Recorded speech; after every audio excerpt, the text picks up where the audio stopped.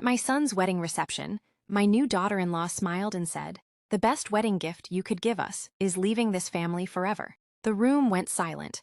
I set down my glass, made one phone call, and 15 minutes later, everything changed. "Hey Reddit, my name is Margaret Collins. I'm 62 years old, and at my only son's wedding reception, my new daughter-in-law looked me straight in the eyes and said, 'The best wedding gift you could give us. I would be leaving this family forever.'" For a moment, I honestly thought I'd misunderstood her. The music continued. Guests laughed around us. Champagne glasses clinked together. Yet somehow, the room suddenly felt completely silent. A few nearby relatives had heard every word. No one spoke. No one moved. I slowly placed my champagne glass on the nearest table, smiled politely, excused myself, walked outside, and made one phone call. 15 minutes later, a long black sedan quietly pulled into the reception driveway. The second my daughter-in-law saw who stepped out, the smile disappeared from her face. Looking back, I never imagined my life would become centered around raising one little boy alone.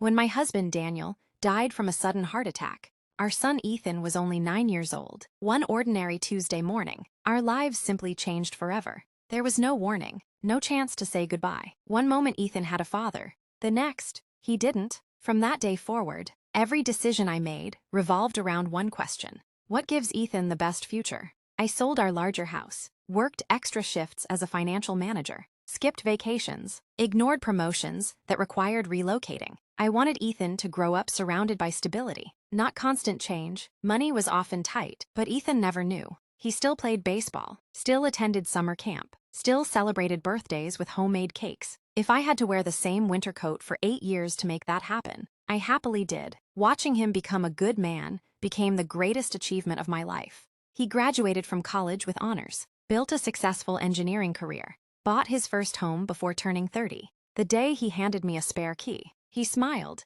"This will always be your home too." I hugged him tighter than I ever had before. I'll never abuse that privilege. I know. For several years, life felt peaceful. Then Ethan met Vanessa. She was intelligent, elegant, ambitious. The first time we met, she hugged me warmly. "I'm so excited to finally meet Ethan's mom." I genuinely liked her. At first, small things changed slowly. Birthday dinners became shorter. Weekend visits became less frequent. Phone calls became monthly instead of weekly. Whenever Ethan apologized, I simply smiled. "You're building your own life. That's exactly what your father would have wanted." I meant it. Children aren't supposed to remain children forever. They're supposed to build families of their own. The first uncomfortable moment came 6 months later. I stopped by Ethan's house after asking permission. I had baked his favorite apple pie. Vanessa opened the door, smiled politely, then quietly said, "You know, couples really need privacy." I apologized immediately. I should have called again before leaving. "It's okay, but surprise visits probably shouldn't happen anymore." She wasn't rude, just firm. I understood, so I never arrived unexpectedly again. Then came the wedding planning. Ethan insisted I be involved. Vanessa, not so much. Every suggestion I offered already had a different plan. Every opinion already had another answer. Eventually, I simply asked, "What would be most helpful?" She smiled. "The budget." I quietly wrote a check, covering nearly 1/3 of the wedding expenses. Not because anyone demanded it, because I wanted their day to be beautiful. Nobody announced who paid for what. I preferred it that way. The wedding itself was wonderful. Ethan looked happier than I'd ever seen him. Watching him stand beside the woman he loved, I couldn't stop smiling. During my speech, I welcomed Vanessa into our family. I meant every word. Dinner ended, music began, guests filled the dance floor. I stepped outside onto the terrace for a little fresh air. A few minutes later, Vanessa joined me. "I've been looking for you." "You have?" "Yes." She held 2 champagne glasses, handed one to me. "I wanted a private moment." I smiled. "That's thoughtful." For a few seconds, we simply watched everyone dancing through the reception hall windows. Then she looked directly at me. "I've been thinking about wedding gifts." I laughed softly. "I hope you like mine." "Oh, I do. But actually, I think there's one gift that would mean even more." "What is it?" She smiled, completely calmly. "The best wedding gift you could give us would be leaving this family forever." I stared at her, certain I'd misunderstood. "I'm sorry." She took a slow sip of champagne. "Ethan feels guilty every time you call. He worries about you. He can't fully focus on our marriage while you're still around." Several nearby guests stopped talking. I could feel their eyes turning toward us. Vanessa continued speaking. as though discussing the weather. I think young couples deserve clean beginnings. No obligations, no parents depending on them. I quietly answered, I've never depended on Ethan. I know, but your presence reminds him of responsibility. I'd prefer if we simply moved forward. Without you. The words landed harder than I expected, not because they were cruel, because she genuinely believed they were reasonable. I looked through the ballroom windows. My son laughed with his college friends, completely unaware. I slowly placed my untouched champagne glass on a nearby table. I understand. She smiled. I'm glad. Without another word, I walked calmly across the terrace, stepped outside the venue entrance, opened my phone, and called one person. I think it's time. The voice on the other end quietly answered, I'll be there in 15 minutes. Exactly 15 minutes later, a long black luxury sedan slowly turned into the reception driveway. It came to a smooth stop beneath the front entrance. The driver stepped out first, then walked around and opened the rear passenger door. Everyone near the entrance instinctively turned to look, including Vanessa. The confident smile she'd worn all evening slowly disappeared because she immediately recognized the person stepping out of the car. Sometimes, the cruelest words are spoken by people who believe there will never be consequences. As the black sedan rolled quietly into the reception driveway, my new daughter-in-law smiled with complete confidence. She had no idea the person stepping out of that car was about to change the entire evening.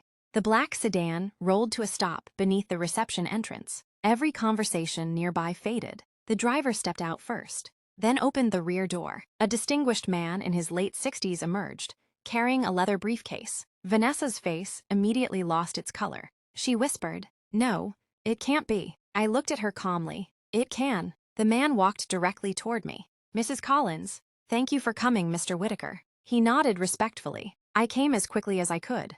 Ethan finally noticed us. He walked outside, confused. Mom, what's going on? Before I could answer, Vanessa grabbed his arm.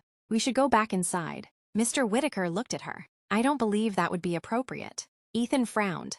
Who are you? He extended his hand. James Whitaker. I'm your late father's business attorney. Ethan blinked. My father's? Yes. I worked with him for almost 25 years. Ethan looked at me. I thought Dad's estate was settled years ago.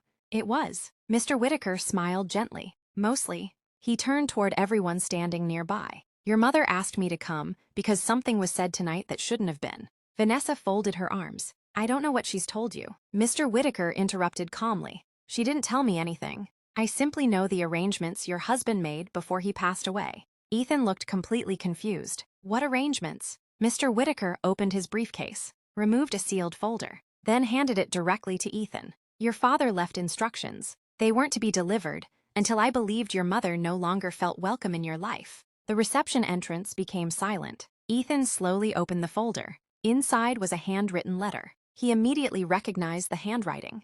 Dad, his voice cracked. He began reading aloud. Son, if you're reading this, then life didn't unfold the way I hoped. Your mother will spend years pretending she's stronger than she feels. She'll sacrifice opportunities, money, sleep, and dreams to make sure you never notice what you've lost. Ethan stopped reading. His eyes filled with tears. Mr. Whitaker quietly said, Keep going. One day, you'll build a family of your own. When that happens, remember something. Your wife deserves your whole heart. But loving your wife should never require abandoning your mother. Anyone who truly loves you will never ask you to stop loving the woman who raised you. The silence became overwhelming. Ethan slowly lowered the letter. Vanessa looked away. Mr. Whitaker reached into the briefcase once more. There was one additional instruction. He removed another envelope. This contains the ownership documents for the investment account your parents created before your father died. Ethan looked surprised. I didn't know there was an investment account. You weren't supposed to. Your mother refused to spend it. I smiled softly. I never needed it. Mr. Whitaker nodded. After your husband's death, Margaret could have used this money to make her own life easier. Instead, she worked extra shifts, sold her jewelry, wore the same winter coat for nearly a decade. So the account would continue growing. For you. Vanessa stared at me. You? So never touched it. I shook my head. It belonged to Ethan. Mr. Whitaker placed the final document in Ethan's hands. The account is now fully yours. Ethan looked at the balance. His face went completely pale. This can't be right. It is. For years, without ever telling anyone, Every birthday, every bonus, every inheritance from distant relatives, every extra dollar she could spare had quietly gone into that account. Not for herself, for her son. Ethan looked at me through tears. Mom, why didn't you tell me? I smiled. Because gifts aren't supposed to come with invoices. He suddenly hugged me, harder than he had since he was a little boy. I'm so sorry. I should have seen what was happening. You were building your own life. I let someone convince me that loving you somehow meant I wasn't committed to my marriage. He looked toward Vanessa. You asked my mother to leave this family. She couldn't answer. I just wanted boundaries. He nodded sadly. Boundaries, not exile. You asked the woman who raised me to disappear. She started crying. I didn't realize. No, you didn't. The reception hall had become completely silent. Guests respectfully looked away. Nobody celebrated. Nobody applauded. Because this wasn't a victory. It was a family finally seeing the truth. Epilogue. Soft piano becomes lighter, carrying gratitude instead of grief. It's been 5 years since Ethan's wedding. He and Vanessa stayed married, but not before spending a long time in counseling together. To Vanessa's credit, she eventually apologized. Not just once, many times. She admitted that she had confused healthy boundaries with control. She worked hard to rebuild trust, slowly, patiently. Today, we have a respectful relationship,